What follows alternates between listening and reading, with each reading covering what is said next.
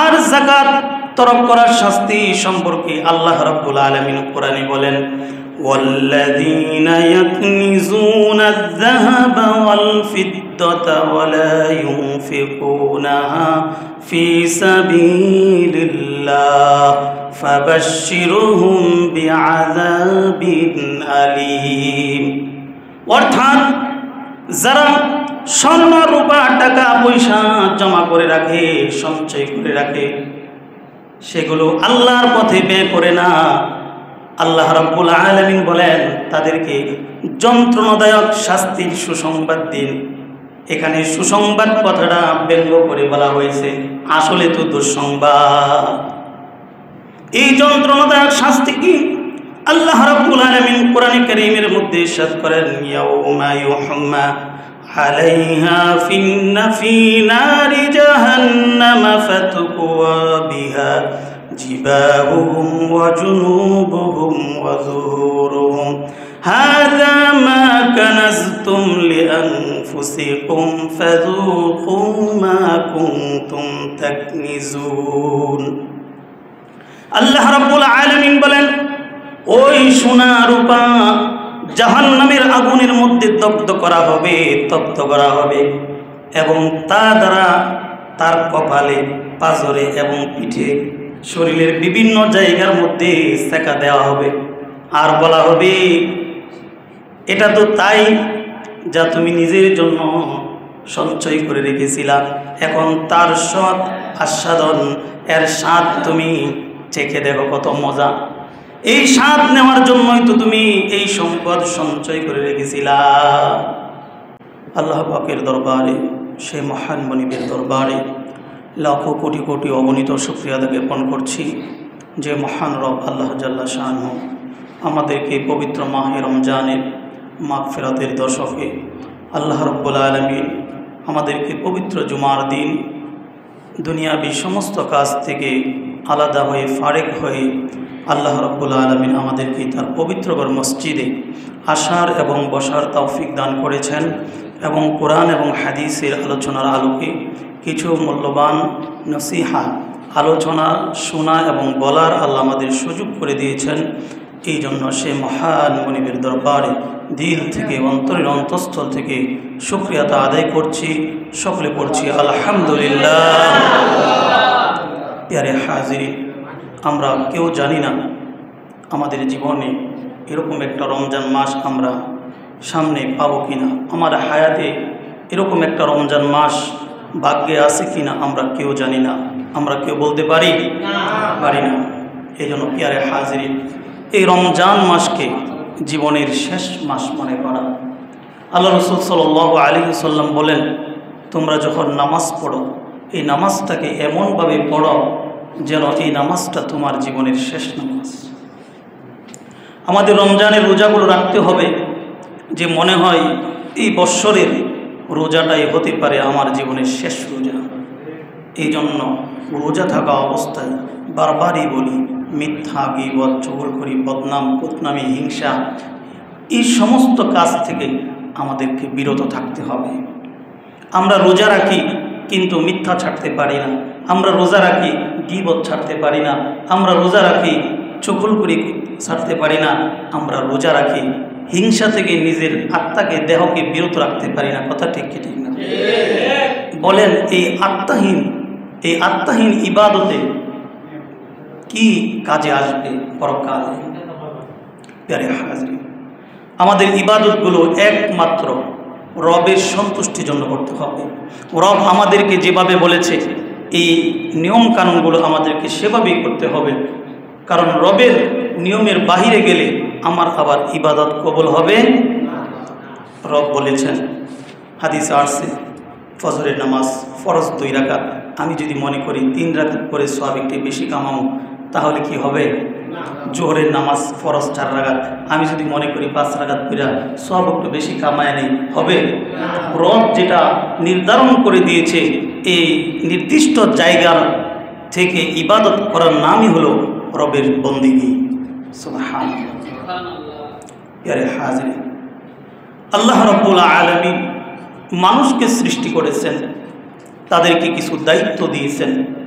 এই দায়িত্বগুলির মধ্যে সর্বপ্রথম এবং সর্বপ্রধান দায়িত্ব হলো ঈমান।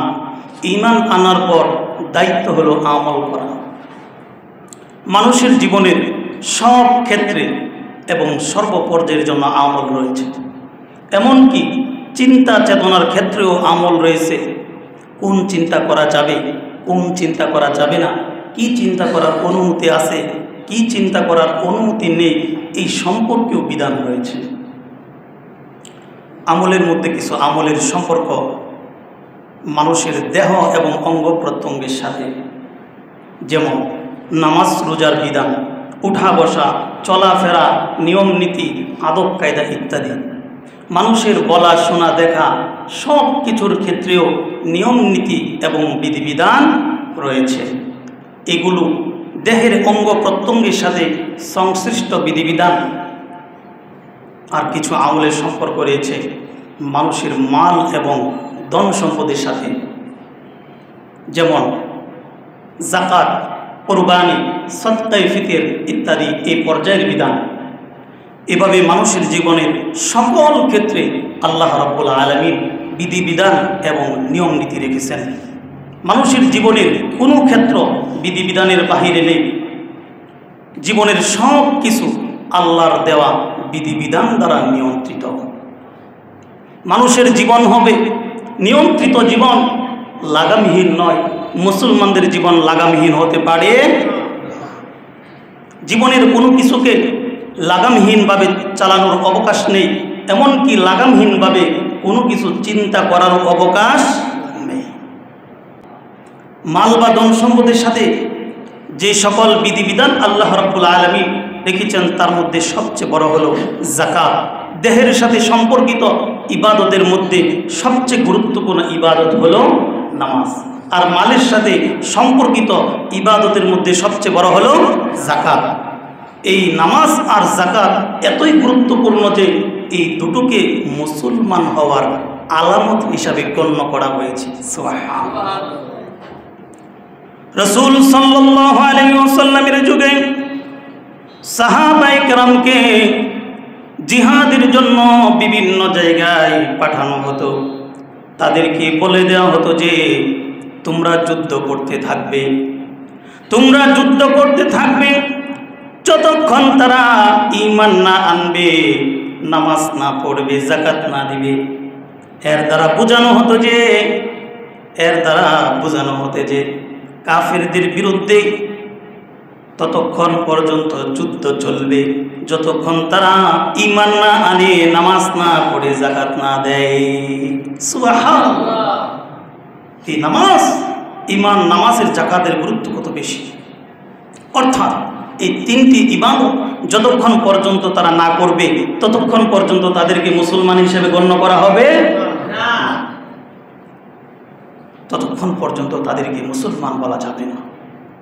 কেউ যদি মুখে বলে আমি মুসলমান কিন্তু নামাজের দ্বারে কাছেও নেই, কেউ যদি মুখে বলে আমি মুসলমান কিন্তু যাকাতের দ্বারে কাছেও নেই, তাহলে তাকে সঠিক মুসলমান হিসাবে বিবেচনা করা যাবে না। মানুষের দৈহিক যত ইবাদত রয়েছে তার ভিতরে সবচেয়ে বড় হলো যাকাত। মানুষের দৈহিক যত ইবাদত রয়েছে তার ভিতরে সবচেয়ে বড় হলো নামাজ। আর মালের সাথে সংশ্লিষ্ট যত বিধান বা ইবাদত রয়েছে তার মধ্যে সবচেয়ে বড় হলো যাকাত। অতএব সবচেয়ে গুরুত্বপূর্ণ এই দুটো ইবাদত, নামাজ আর যাকাতের দ্বারে কাছেও যদি কেউ না থাকে, না যায়, তাহলে তাকে পূর্ণাঙ্গ মুসলমান হিসেবে বিবেচনা করা যায় না। সার কথা হলো যে নামাজ পড়ে না, যে যাকাত দেয় না, সে মুসলমানই নয়। এই কথা হাদিসে, এই কথা কোরআনে। নামাজ ও যাকাতের গুরুত্ব বেশি হওয়ার কারণে এই দুটো ইবাদতের কথা কোরআনে কারীমের মধ্যে সবচেয়ে বেশি সংখ্যকবার উল্লেখ করা হয়েছে। প্রায় ৮০ জায়গার মধ্যে নামাজের কথা বলা হয়েছে, আর ৩২ জায়গার মধ্যে কোরআনে যাকাতের কথা বলা হয়েছে। চিল্লায়া বলি সুবহানাল্লাহ। এই দুটো ইবাদত তরক করার শাস্তি অনেক কঠিন বয়ান করে রাসূল বলেন, মান হাফায আলাইহা কানাত লাহু নূরাও ওয়া বুরহানাও ওয়া নাজাতান ইয়াওমাল কিয়ামাহ ওয়া মান লাম ইউহাফিজ আলাইহা লাম ইয়াকুল লাহু নূরাও ওয়া বুরহানুন ওয়ালা নাজাতুন ولا نجاة وكان يوم القيامة مع فرعون وهامان وأبي بن خلف رسول সাল্লাল্লাহু আলাইহি ওয়াসাল্লাম বলেন, যে ব্যক্তি নামাজের প্রতি যত্নবান থাকে কিয়ামতের দিন এই নামাজ তার জন্য নূর হবে এবং হিসাবের সময় এই নামাজ তার জন্য দলিল হবে, এই নামাজ তার জন্য নাজাতের কারণ হবে। চিল্লায় বলি সুবহানাল্লাহ। প্রক্ষান্তরে যে ব্যক্তি নামাজের প্রতি যত্নবান হবে না কিয়ামতের দিন এই নামাজ তার জন্য কোনো নূর হবে না, হিসাবের সময় দলিল হবে না, নাজাতের জন্য কোনো সনদ থাকবে না, বরং ফেরাউন, হামান, উবাই ইবনে খালফ প্রমুখ জঘন্য কাফেরের সঙ্গে তার হাসর হবে। নাউযুবিল্লাহ। তাহলে নামাজ তরককারীদের শাস্তি যে কত কঠিন তা বোঝা যায়। আল্লাহ আমাদেরকে হেফাজত করুন, সকলে বলে আমিন। এ হলো নামাজ তরককারীর শাস্তি, এ হলো নামাজ তরক করার শাস্তি। আর যাকাত তরক করার শাস্তি সম্পর্কে আল্লাহ রাব্বুল আলামিন কোরআনে বলেন, والذين يكنزون الذهب والفضة ولا ينفقونها في سبيل الله فبشرهم بعذاب أليم।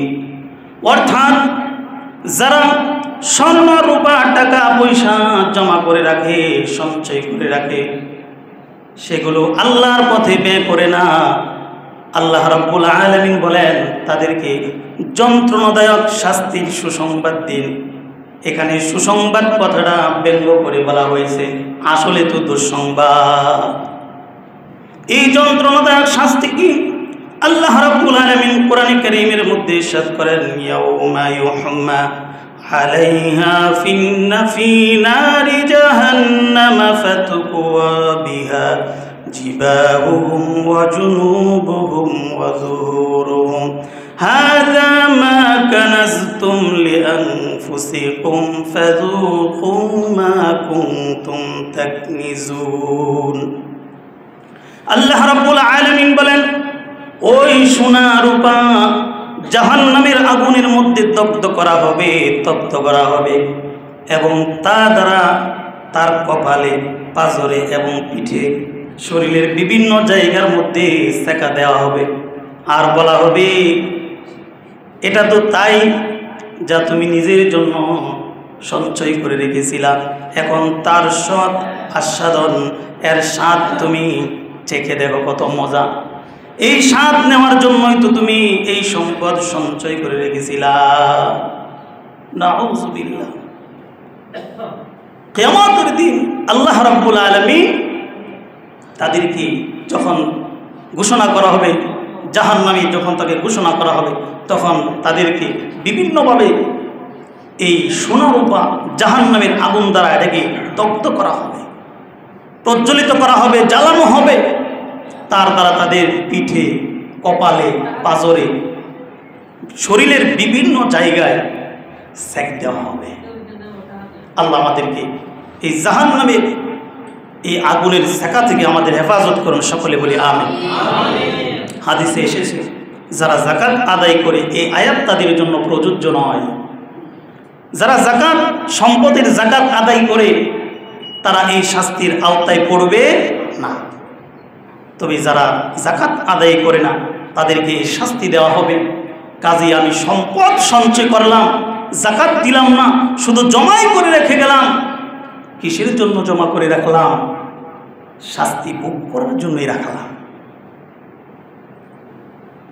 হাদিসে পাকের মধ্যে রাসূল সাল্লাল্লাহু আলাইহি ওয়াসাল্লাম বলেন, কিয়ামতের দিন তাদের ধন সম্পদ দ্বারা, মাল দ্বারা তাদেরকে বিভিন্নভাবে জাহান্নামের আগুন উত্তপ্ত করে সেকা দেওয়া হবে।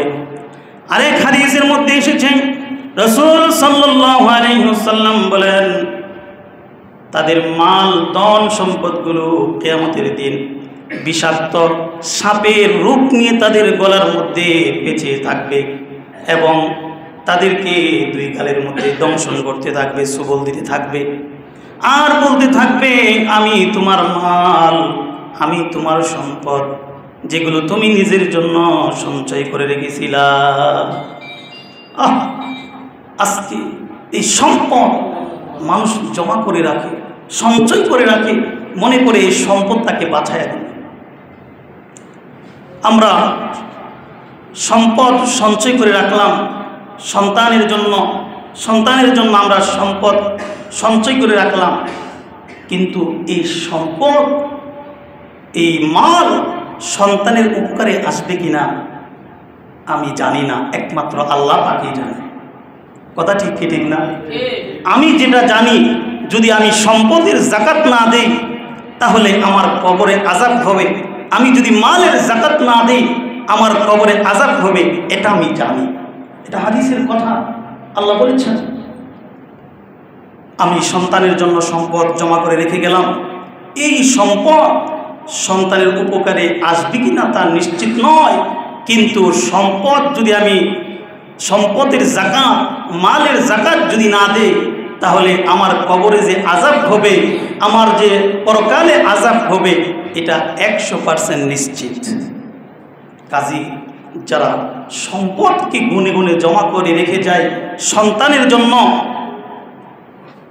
কিন্তু তার যাকাত দেয় না, তাদের জন্য খুবই দুঃসংবাদ, তাদের জন্য খুবই বিপজ্জনক। কাজী সম্পদের যাকাত দেওয়ার পরে আমি যতটুকু রেখে গেলাম, এটা সন্তান পাওয়ার পরে আশা করা যায়, যেহেতু আমি সম্পদ, যাকাত বলা হয় সম্পদকে, নিজের মালকে পবিত্র করা। আমরা যেমন নামাজ পড়ে দেহকে পবিত্র করি, ঠিক তেমনিভাবে যাকাত দ্বারা নিজের মালকে পবিত্র করা হয়। সুবহানাল্লাহ। আমি যদি আমার মালকে যাকাত দিই, সম্পদের যাকাত দিই, বাকি যতটুকু রইল আমার সন্তানের জন্য রেখে যায়, আশা করা যায় আল্লাহর রহমতে, ফজল আর করমে এই সম্পদ আমার সন্তানের ভালো কাজে আসবে। সুবহানাল্লাহ। বেকুফ, মূর্খ, জাহেল হলো ওই ব্যক্তি যে নিজেকে চিনতে পারে না, সম্পদকে গুনে গুনে সঞ্চয় করে রেখে গেল, সম্পদের যাকাত দিল না, এই সম্পদ নিজে কষ্ট করে উপার্জন করলো, বুক করতে পারলো না, মৃত্যুর পরেও এই সম্পদ যাকাত না দেওয়ার কারণে কবরে কষ্ট করবে, আযাব বুক করবে। তার চাইতে বোকা বেকুফ আর কে আছে বলেন? সম্পদকে কষ্ট করে সঞ্চয় করলো, বুক করতে পারলো না, আবার কবরে যাওয়ার পরেও এই সম্পদের যাকাত না দেওয়ার কারণে কবরে আযাব ভোগ করলো, এর চাইতে বোকা বেকুফ কি আরো দুনিয়াতে আছে? নাই। কাজেই সম্পদ, এই সম্পদ কার দেওয়া? আমরা সবাই বলি কার দেওয়া? আল্লাহর দেওয়া। আমাদেরকে আল্লাহ তাআলা এটা নাড়াচাড়া করার অনুমতি দিয়েছেন। আল্লাহ যেভাবে আমাদেরকে নাড়াচাড়া করার শুধু অনুমতি দিয়েছেন, আমরা শুধু এতটুকুই করতে পারবো, যারা সম্পদের যাকাত দেয় না, যারা সম্পদের যাকাত আদায় করে না, তারা এই ধন সম্পদ, এই বাড়ি গাড়ি আল্লাহর মনে করে না, তারা নিজের মনে করে। কারণ তারা যদি নিজের মনে না করতো, আল্লাহর মনে করতো, তাহলে আল্লাহ বলেন তোমার সম্পদের 40 ভাগের 1 ভাগ মাল তুমি আমার রাস্তায় যাকাত দাও। আল্লাহ কোরআনে অনেক জায়গায় বলেছেন ওয়াআনফিকু মিম্মা রাযাকনাকুম, আমার দেওয়া রিজিক থেকে আমার পথে ব্যয় করো। আল্লাহ এই কথা বলে নাই তোমার দেওয়া রিজিক থেকে আমার পথে ব্যয় করো। আল্লাহ বলেন ওয়াআনফিকু মিম্মা রাযাকনাকুম, আমার দেওয়া সম্পদ থেকে আমার পথে ব্যয় করো।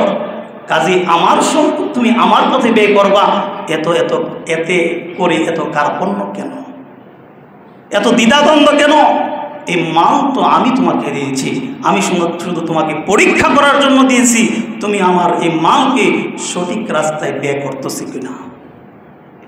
এই জন্য আল্লাহ রাব্বুল আলামিন পবিত্র কোরআনের মধ্যে ইরশাদ করেন ওয়াআনফিকু মিম্মা রাযাকনাকুম মিন ক্বাবলি আন ইয়াতিয়া আহাদাকুমুল মাউত। আল্লাহ রাব্বুল আলামিন বলেন, আমার দেওয়া রিজিক থেকে তোমাদের মৃত্যু আসার পূর্বে আমার পথে ব্যয় করো। আল্লাহ বলেন, আমি তোমাদেরকে যে সম্পদ দিয়েছি, যে মাল দিয়েছি, আমার দেওয়া এই রিজিক থেকে, সম্পদ থেকে মৃত্যু আসার আগে আমার পথে ব্যয় করো। অন্যথায় যখন মৃত্যু এসে যাবে তখন বান্দা বলবে, ফায়াকুলু রাব্বি লাউলা আখখারতানি ইলা আজালিন করিব ফাআসাদদাক ওয়া আকুম মিনাস সালিহিন। বান্দা বলবে, ফায়াকুলু রব, হে আমার রব, আমাকে কিছু আরো সময়ের অবকাশ দিন, আমি আপনার রাস্তায় দান করব, সদকা করব, যাকাত দিব, ফিতরা দিব, নেক কাজ করে নেককার লোকদের অন্তর্ভুক্ত হয়ে যেতে চাই। কিন্তু যখন কারো নির্দিষ্ট সময় চলে আসবে, আল্লাহ বলেন, ওয়ালা ইউআখিরুল্লাহু নাফসান ইযা জাআ আজালুহা, যখন কারো নির্দিষ্ট সময় চলে আসবে তখন তাকে আর কোনো সময়ের অবকাশ দেওয়া হবে না। ওয়ালা ইউআখিরুল্লাহু নাফসান ইযা জাআ আজালুহা ওয়াল্লাহু খাবীরুম বিমা তা'মালুন। আল্লাহ বলে, তোমরা যা কিছু করো এই সম্পর্কে আমি রব খুব ভালোভাবে অবগত আছি। আছে কি আছে না? আল্লাহ দেখে কি দেখে না? দেখে। আমরা মনে করি সম্পদ পাইছি তো জন্মের খাওয়া খায়া নেই, আরেকজনে খাইতে পারো আর না পারো, নিজে খাইয়া পেট উদয় পূর্ণ করে আরামের ঘুম ঘুমায়। আপনি জানেন না, এই সম্পদের যাকাত যারা না দিবে, এই সম্পদের হক যারা আদায় না করবে, সম্পদকে যারা পবিত্র না করবে, এই সম্পদ তার জন্য আযাবের শাস্তির কারণ হবে, যন্ত্রণার কারণ হবে। নাউযুবিল্লাহ। আমাদের মাঝে অনেক ধনী ব্যক্তি আছে, তারা যাকাতের সময় আসতে করে লামসাম কিছু দিয়া বিদায় করে দেয় না। আল্লাহ বলেন, 40 ভাগের 1 ভাগ মাল তোমাকে আমার রাস্তায় দিয়ে দিতে হবে। আল্লাহ এটাও বলতে পারতেন, আমি যা দিয়েছি সব আমার রাস্তায় ব্যয় করো, কিন্তু আল্লাহ এটা বলে নাই। কারণ আল্লাহ পাক জানেন মানুষ দুনিয়ার প্রতি আকর্ষণ আছে, গাড়ি বাড়ি নারীর প্রতি মানুষের আকর্ষণ আছে, দুনিয়াতে তার মালের প্রয়োজন আছে, এই জন্য আল্লাহ পুরাটা চাই নাই। আল্লাহ বলে 40 ভাগের 1 ভাগ দিয়ে দাও, বাকি টাকা তুমি খরচ করো। সুবহানাল্লাহ। প্রিয় হাজির, আল্লাহ কোরআনে বলেন, ইয়ামহাকুল্লাহুর রিবা ওয়া ইউরবিস সাদাকাত। আল্লাহ দানকে, যাকাতকে বর্ধিত করেছেন আর সুদকে মোচন করেছেন। অর্থাৎ যাকাত তোমার ঘর থেকে বের হয়ে যাবে, তোমার ঘরের মধ্যে বরকত, অর্থাৎ যাকাত তোমার ঘর থেকে বের হয়ে যাবে তোমার ঘরে বরকত নিয়ে আসার জন্য, আর সুদ তোমার ঘরে আসবে তোমার ঘর থেকে বরকত ছিনিয়ে নেওয়ার জন্য। কোরআনে কারীমে আল্লাহ বলেন, কাল্লা লা ইউনবাযান্না ফিল হুতামা। আল্লাহ সাবধান দিয়ে করে বলেন, অবশ্যই সে নিক্ষিপ্ত হবে হুতামায়। কাল্লা লা ইউনবাযান্না ফিল হুতামা। আল্লাহ বলেন, অবশ্যই নিশ্চয় সে নিক্ষিপ্ত হবে হুতামায়। ওমা আদরাকা মাল হুতামা। আল্লাহ বলেন, হে রাসূল আপনি কি জানেন হুতামা কি? ইন্নাহা আলাই ওমা আদরাকা মাল হুতামা নারুল্লাহিল মুকাদা। বলে এটা আল্লাহ পাকের একটা প্রজ্বলিত আগুন। আল্লাতী তাত্তালিউ আলাল আফইদা, যা মানুষের হৃদয় পর্যন্ত ক্লাস করে নিবে। ইন্নাহা আলাইহিম মুসাদা, নিশ্চয় সে আগুন তাদেরকে ঘিরে রাখবে। ফি আমাদিম মুমাত্তাদা, সুদীর্ঘ স্তম্ভ সমূহে পুরো শরীরকে তার আত্মা সহ এই আগুন তাদেরকে খুব কঠিনভাবে ঘিরে রাখবে। আল্লাহ আল্লাহ রাব্বুল আলামিন বলেন, যারা যাকাত আদায় করে না, সম্পদ সঞ্চয় করে রাখে, এগুলো বারবার গণনা করে আর মনে করে এই সম্পদ আমাকে বাঁচিয়ে দিবে। আল্লাহ রাব্বুল আলামিন কোরআনে বলেন, ওয়াইলুল লিকুল্লি হুমাযাতিল লুমাযা আল্লাযী জামআ মালাহু ওয়া আদ্দাদা ইয়াহসাবু আন্না মালাহু আখলাদা। আল্লাহ রাব্বুল আলামিন বলেন, দুর্ভোগ প্রত্যেক তার যে মানুষের পশ্চাতে এবং সম্মুখে লোকের নিন্দা করে। নিন্দাকারী আছে না নাই সমাজে? মানুষের সম্মুখে পিছনে মানুষের নিন্দা করে, গীবত করে। আল্লাহ বলে এই জাতির জন্য দুর্ভোগ। এরপরে আল্লাহ রাব্বুল আলামিন বলেন, টাকা জমায় বারবার তা গণনা করে সে মনে করে যে টাকা আমাকে অনন্তকাল বাঁচিয়ে রাখবে। আল্লাহ বলেন, এই জাতির জন্য দুর্ভোগ, যারা মনে করে আমার সম্পদ, আমার অর্থ আমাকে বাঁচিয়ে রাখবে। এমন সম্পদশালী ব্যক্তিরাও হয়তো আপনারা দেখেছেন, সম্পদের মোহে পড়ে আরামের বিছানায় এমন লম্বা ঘুম দেয়, ফজরের সময় কোনো খবর নাই। কথা ঠিক কি ঠিক না? জোহরের খবর নাই, মাগরিবের খবর নাই, এশারের খবর নাই। কারণ তার লাইফের তো কোনো চিন্তা নাই, তার মানি আছে। Money is the problem. যে জিনিসের জন্য থাকা দরকার, টাকার সমস্যা, তার তো আর কোনো টাকার সমস্যা নাই। তার টাকা আছে, অর্থ আছে, মনে করতেছে, বুক টান করে চলতেছে। মনে রাখবেন, যাদের নাই তারা আর আপনি এই দুনিয়ার মাটির নিচে অবশ্যই আপনাকে যেতে হবে 2 দিন আগে বা পরে। আপনি সুখ একটু বেশি করছেন, সে একটু কম করছে, কিন্তু মাটির নিচে 3.5 হাত কবরে 3টা কাপড় পরিধান করে, কাপড় একটা বেশি পাবেন না, 3টেই পাবেন। এই 3টা কাপড় পরে আপনাকে কবরে যেতে হবে। কথা ঠিক কি ঠিক না? প্রিয় হাজিরিন, যাকাত কার উপরে ফরজ হয়?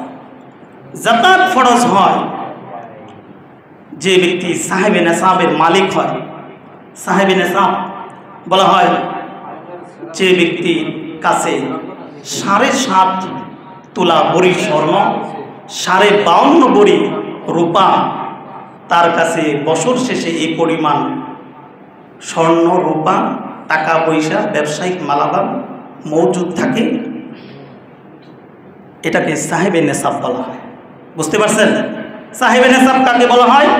যার কাছে স্বর্ণ, রূপা, টাকা পয়সা, ব্যবসায়িক মালামাল প্রতি বৎসর মজুদ থাকে 7.5 তোলা স্বর্ণ, 52.5 ভরি রূপা, এই পরিমাণ তাকে সাহেবে নেসাব বলা হয়। তার উপরে যাকাত দেওয়া ফরজ। তার উপরে যাকাত দেওয়া কি ফরজ? এখন একটা এই বিষয়টা খুব বিশ্লেষণ করে আপনাদেরকে বলি, আরও বিষয়টা বুঝতে ক্লিয়ার হবে। অনেকে মনে করে, হুজুর আমার কাছে তো 7.5 ভরি স্বর্ণ নাই, কাজে আমার যাকাত দেওয়া আমার উপর কিনা ফরজ না। এই বিষয়টা আসে। মনে করেন আপনার কাছে শুধু আপনার কাছে 5 ভরি স্বর্ণ আছে। কয় ভরি? রূপাও নাই, টাকা পয়সাও নাই, বাৎসরিক ব্যবসায়িক যে মালামাল এটাও নাই, রূপাও নাই, টাকাও নাই, ব্যবসায়িক মালামালও নাই, শুধু 5 ভরি স্বর্ণ আছে। তাহলে 7 ভরি স্বর্ণ আপনার কাছে জমলে, 7.5 ভরি স্বর্ণ আপনার কাছে জমলে পরে গিয়ে যাকাত ফরজ হবে, এর আগে না। বুঝতে পারছেন? দ্বিতীয়টা হচ্ছে রূপা। আপনার কাছে স্বর্ণ নাই, টাকা পয়সা নাই, ব্যবসায়িক মালামালও নাই, 52.5 ভরি রূপা জমলেই আপনার উপরে যাকাত দেওয়া ফরজ হবে। কিন্তু আপনার কাছে কিছু স্বর্ণ আছে, কিছু রূপা আছে, কিছু টাকা পয়সা আছে, কিছু ব্যবসায়িক মালামাল আছে, এই সব কিছু মিলালে যদি 7.5 ভরির সমপরিমাণ অথবা 52.5 ভরি রূপার পরিমাণ টাকা তার কাছে জমা হয়ে যায় বাৎসরে, তাহলে তার উপরে যাকাত দেওয়া কি ফরজ। বুঝতে পারছেন কথাটা? অনেকেই সব প্রশ্ন করে, 7.5 ভরি স্বর্ণ তো আমার কাছে নাই, 52.5 ভরি রূপা তো আমার কাছে নাই। এই জন্য কথাটা ক্লিয়ার করে দিলাম। তাহলে কিছু স্বর্ণ, কিছু রূপা, কিছু নগদ অর্থ, ব্যবসায়িক মালামাল বছর শেষে যদি 7.5 ভরি স্বর্ণের টাকা আগে জমে না 52.5 ভরি রূপার টাকা আগে জমে? রূপার টাকা আগে জমা হয় না, এই জন্য বলা হয়েছে 52.5 ভরি রূপার 7.5 তোলা রূপার স্বর্ণের হিসাব পরে করে আগে 52.5 ভরি রূপার হিসাবটা আগে নিয়ে আসতে হবে, যেহেতু এটা আগে জমা হয়ে যায়। প্রিয় হাজিরিন, যাকাত দেওয়া আমাদের উপরে আল্লাহ তাআলা ফরজ করেছেন। আরেকটা বিষয় লক্ষণীয়, মনে করেন আপনার কাছে এক ব্যক্তি টাকা পাবে 500 টাকা। 500 টাকা পাওয়ার পরে এই ব্যক্তি বেচারা আসছে যে ভাই আপনার কাছে 500 টাকা পাই, আমার টাকাটা দেন। আপনি কি করলেন, তার এই টাকা না দিয়া 5 কেজি আপেল কিনে দিলেন। এই ব্যক্তি রাগ হইব না বেজার হইব? রাগ হইব না? আমি টাকা পান, আপনি আমাকে টাকা দিবেন, আপনি আমাকে আপেল কিনার দেওয়ার কি? আপনি আমাকে আঙ্গুর কিনার দেওয়ার কি? টাকা দিয়া মন চাই আমি আপেল খাবো, আঙ্গুর খাবো, যা ইচ্ছা তাই খাবো, এটা আপনার দেখার বিষয় না। আমাদের দেশে কিছু দানবীর জাকাত দেওয়ালারা জাকাতের টাকা দিয়া লুঙ্গি কিনে, পায়জামা, প্যান্ট, 3 পিস, শাড়ি এগুলো কিনা বিতরণ করে। আপনার জাকাতের টাকা হকদারকে দিয়ে দেন, কোনো কিছু কিনা দেওয়ার এখতিয়ার আপনার নাই। তবে হ্যাঁ, যদি ওই ব্যক্তি কোনো কিছু কেনাকাটা করতে অপারগ হয়, অক্ষম হয়, দুর্বল হয়, কিনতে পারে না, মাজুর হয়, তাহলে আপনি তারে কিনা দেন। বুঝতে পারছেন? তাহলে আপনি তারে কি করেন? কিনা দেন। দেখবেন জাকাতের লুঙ্গি দেয়, কয়েক দোয়া দিলে পরে এটা সুতা পর্যন্ত দেখা যায়। কথা ঠিক কি ঠিক না? এরকম জিনিস দ্বারা জাকাত দেওয়া নিষেধ। যেই জিনিস আমি ব্যবহার করতে পারবো না, আমার কাছে পছন্দ না, এই জিনিস দ্বারা জাকাত দেওয়া নিষেধ। মুসলমান এক ভাই আরেক ভাইকে গিফট করবে, হাদিয়া দিবে, এক ভাই আরেক ভাইকে খাবার দিবে, যেই খাবার আমি খেতে পারি এই খাবার আরেকজনকে দিব, যেই জিনিস আমি ব্যবহার করতে স্বাচ্ছন্দ্য বোধ করি এই জিনিস আরেক ভাইকে দিব। এটাই হচ্ছে ইসলাম, এটাই হচ্ছে মুসলমানিত্ব। আমি খাবারটা খাইতে পারলাম না, এটা নষ্ট হয়ে গেছে, দিয়া দাও, অমুক লোকে রেখাইয়া ফেলবে, আপনি সবচেয়ে বড় গুনার কাজ করলেন। আপনি তাকে খাবার দিলেন না, আপনি গুনার কাজ করলেন। আপনি নিজে খাইতে পারেন না, আরেকজনকে দিয়ে দিয়েছেন, সে কি মঙ্গল গ্রহ থেকে আসছে? সে কি এলিয়েন যে সে খাবার খাইয়ে দিতে পারবে? সে কি রোবট যে তার কাছে কোনো অনুভূতি হবে না? আপনিও মানুষ, তারও সেও মানুষ। আপনারও জিহ্বা দ্বারা স্বাদ অনুভব করতে পারেন, সেও করতে পারে। আপনি নাক দ্বারা এই গন্ধটাকে অনুভব করতে পারেন, বুঝতে পারেন, সেও বুঝতে পারে। কথা ঠিক কি ঠিক না? প্রিয় হাজিরিন, যাকাত বলা হয় পবিত্র করাকে, সম্পদকে পবিত্র করাকে জাকাত দেওয়া হয়। রোজা রেখে যেমন রূহকে সতেজ করা হয়, নামাজ পড়ে যেমন দেহকে সতেজ করা হয়, পবিত্র করা হয়, তেমনি বাড়বে জাকাত দ্বারা সম্পদকে, সম্পদের করাকে পবিত্র করা হয়।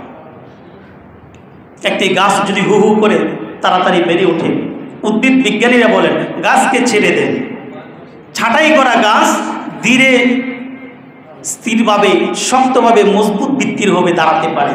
এটা বাতাস আসলে সহজে ভেঙে পড়ে না। আর যদি বেশি ডালপালা থাকে, চতুর্দিকে ডালপালা এমনভাবে ছাড়ছে, বাতাস আসলে পরে দেখবেন ডাল একটা নাই, এমনকি গাছটা পর্যন্ত ক্ষতিগ্রস্ত হওয়ার সম্ভাবনা থাকে। থাকে কি থাকে না? ঠিক তেমনিভাবে যারা সম্পদের জাকাত দিবে না, তাদের উপরে আসবে বিপদ, তাদের উপরে আসবে মুসিবত, তাদের উপরে আসবে মামলা মোকদ্দমা, তাদের উপরে আসবে বিভিন্ন রোগ বালাই। আপনি শুনলে অবাক হবেন যে জাকাত আদায় করবে, সাদকা দিবে, দান করবে, সেই 70টি মুসিবত থেকে হেফাজত থাকবে। সুবহানাল্লাহ। যারা জাকাত দিবে, ফিতরা দিবে, দান করবে, 70টি বড় বড় মুসিবত থেকে সে হেফাজত থাকবে।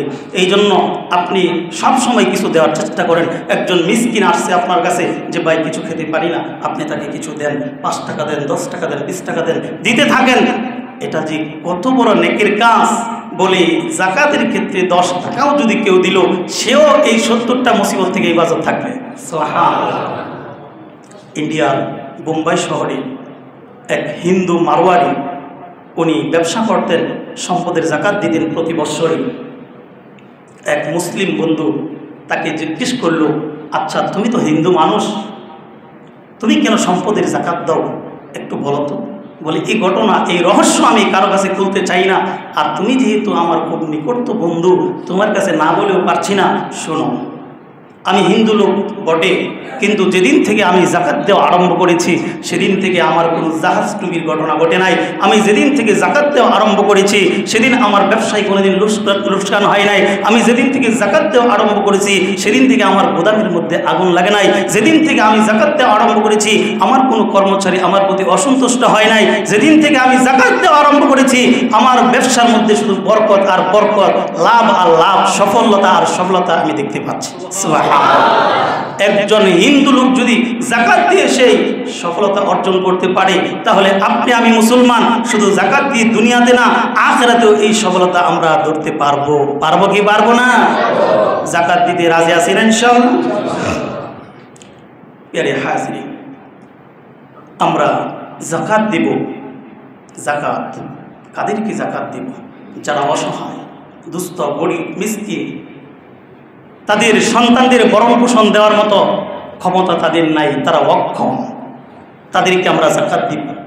আর জাকাত মাদ্রাসার মধ্যে দেওয়া সবচেয়ে উত্তম। কেন উত্তম? বলে মাদ্রাসার এই জাকাতের টাকা এতিম গরিব বাচ্চাকে তারা দ্বীনি ইলম শিক্ষা করবে, আর দ্বীনি ইলম মানুষের কাছে প্রচার করবে। এই জন্য এটা বেশি সওয়াব, বেশি লাভ। সুবহানাল্লাহ। যেসব মাদ্রাসায়, আমি কোনো মাদ্রাসার নাম ধরে বলবো না, যেই সমস্ত মাদ্রাসায় এতিম, অসহায়, গরিব এরকম ছাত্র আছে জানতে পারেন, ওরকম মাদ্রাসায় জাকাত দিবেন।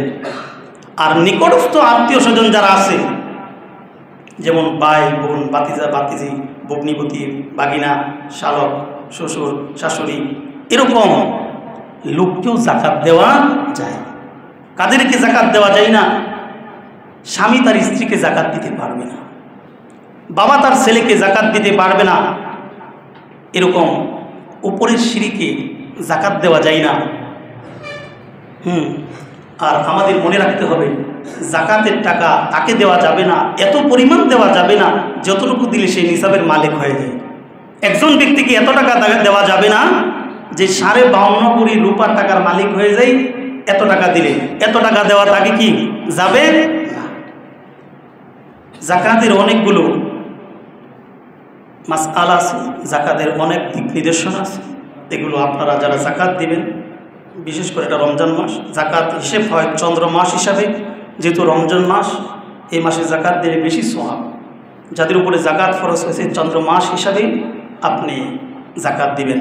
মনে করেন আজ থেকে আপনি হিসাব করে আগামী বছর পর্যন্ত এই দিনে আপনার কাছে 52.5 কোটি রূপার টাকা মজুদ আছে, আপনার উপরে জাকাত ফরজ, এই দিন থেকে আপনি জাকাত দিবেন।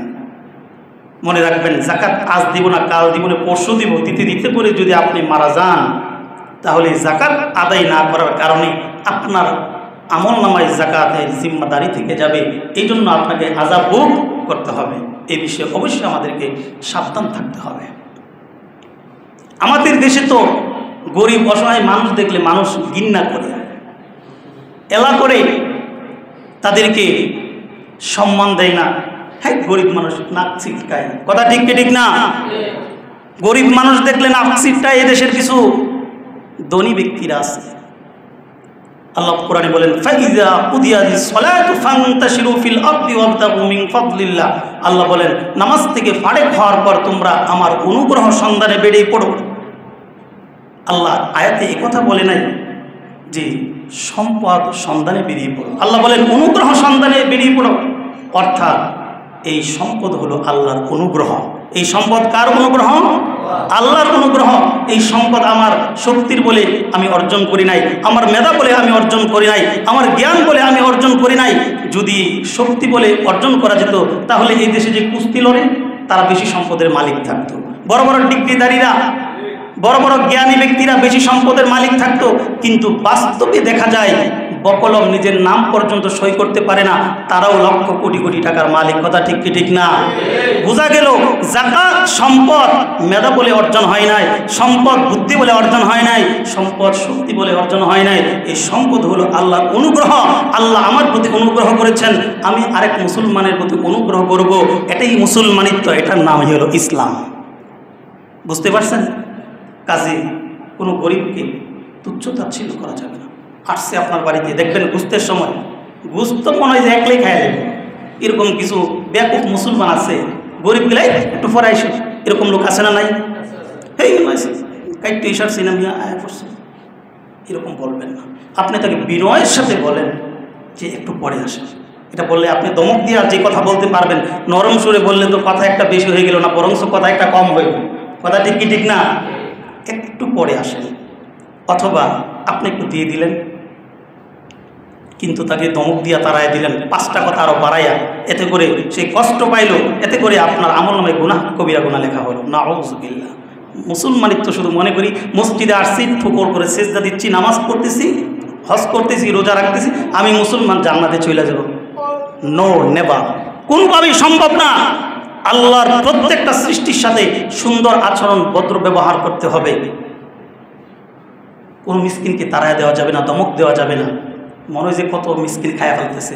আর আমাদের এক শ্রেণীর মানুষ আছে, আমরা যে আলেমরা আছি, মসজিদ ইমামতি করি, কোন ফেসিলিটি যদি একটু বেশি নিয়ে নেয়, এটাতে কড়াই গন্ডায় হিসাব করবে, হুজুরে জানি কত টাকা খাইয়া গেছে, হেই এত টাকা দেওয়া যায় না হুজুরে, এত টাকা। আরে যেই টাকা বেতন দেন আপনারা, টাকা আমার বেতন, এই টাকা আমার সংসারের বাজারের টাকাই হয় না। 1000 টাকা বেতনের ভিতরে আমার ছেলে লেখাপড়া, আমার মেয়ের লেখাপড়া, আমার মা বাবার ভরণ পোষণ, তাদের কাপড় চোপড়, আত্মীয়তার দেখাশোনা, এটার ভিতরে ওষুধ পাতি। কথা ঠিক কি ঠিক না? আপনি পারবেন? ওই দিন এক লোকে হিসাব দেখো, হুজুর ও ঘরের চাই সব হিসাব বাদ দিয়া দেখছি একেবারে কোনোরকম চললে আমার 20,000 টাকা নাই। আমার কাছে এসে হিসাব দেয়, বুঝছেন নি? এই লোকে বুঝে না আমি যে হুজুর এই হিসাব দিলাম, হুজুর এই 15,000 টাকা 12,000 টাকা দিয়ে কীভাবে চলে। কয় হুজুর আপনার টেয়ার মধ্যে বরকত আছে। কয় কি কয় না? আমি কই এক মসজিদের ইমাম সাহেব দোয়া করতেছে, হুজুর সভাপতি সাহেব হিসাবে হুজুর আমার ছেলে লেগে দোয়া করেন, ইটালি গেছে যাতে বেশি টাকা বেতন পায়, ভালো থাকে। ইমাম সাহেব দোয়া করছে, আল্লাহ আমার যেরকম বেতন সভাপতি সাহেবের ছেলের যদি এরকম বেতন হয়। নামাজের দোয়ার পরে খেপে উঠছে, হুজুর কি দোয়া করলেন এটা? বলে কেন কি করলাম, আবার মুসিবতে বললাম। বলে আপনার বেতন মাত্র 15,000 আর 12,000 টাকা, আমার ছেলে 15,000 টাকা দিয়ে কীভাবে চলবে? কয় তাহলে আমার যে 15,000 টাকা বেতন দেন আমি কীভাবে চলি? কয় আপনার টাকার মধ্যে বরকত আছে। ইমাম সাহেব তাহলে এক কাজ করেন, এই 15,000 টাকা আপনি নিয়ে নেবেন, আর আপনার ছেলে যে 50,000 টাকা বিদেশ থেকে পাঠায় এটা আমার দিয়ে দিবেন, আর সমস্যা নাই, বরকতের টাকা আপনি নিয়ে যান, এই বিদেশিটা আমার দিয়ে যান, সমস্যার সমাধান। এই ধোঁকাবাজি কথা বলে ইমামকে ঠকানো, এটা হলো একটা মূর্খতা, জাহেলের পড়েছে। কথা ঠিক কি ঠিক না? ইমামদেরকে যারা নিচে টানবে, তাদেরকে দুর্বল রাখার চেষ্টা করবে, মনে রাখবেন আপনি দিন ইসলামকে ধ্বংস করার জন্য পায়তারা করতেছেন। কিভাবে? বলে একজন আলেম যদি আলেম হওয়ার পরে ভালো ফেসিলিটি পায়, সে যদি ভালো স্বাচ্ছন্দ্যে জীবনযাপন করে, তার সন্তানকে দিন শিক্ষা দেওয়ার জন্য উদ্বুদ্ধ হবে। যদি সে নিজেই কষ্টের উপরে চলে জীবনযাপন করে, তাহলে চিন্তা করবে না ইমামতি সাইরা বিদেশ চলে যায়, ইমামতি সাইরা গার্মেন্টসও কাজ করি তাও ভালো। এরকম মন মানসিকতা আসবে কি আসবে না? এই মন মানসিকতা আপনি তৈরি করে দিচ্ছেন ইমাম সাহেবকে। ইমাম সাহেব কেন যাবে বিদেশ? ইমাম সাহেব কেন যাবে গার্মেন্টসে চাকরি করতে? এই মন মানসিকতার জন্য একমাত্র আপনি দায়ী। কিয়ামতের মাঠে আপনাকে জবাবদিহিতা করতে হবে। ইমামকে ঠকানোর জন্য মসজিদের কমিটি মুসল্লিদেরকে আল্লাহ কাঠ করে জবাবদিহিতা করতে হবে, ইমামকে কেন ঠকাইছ?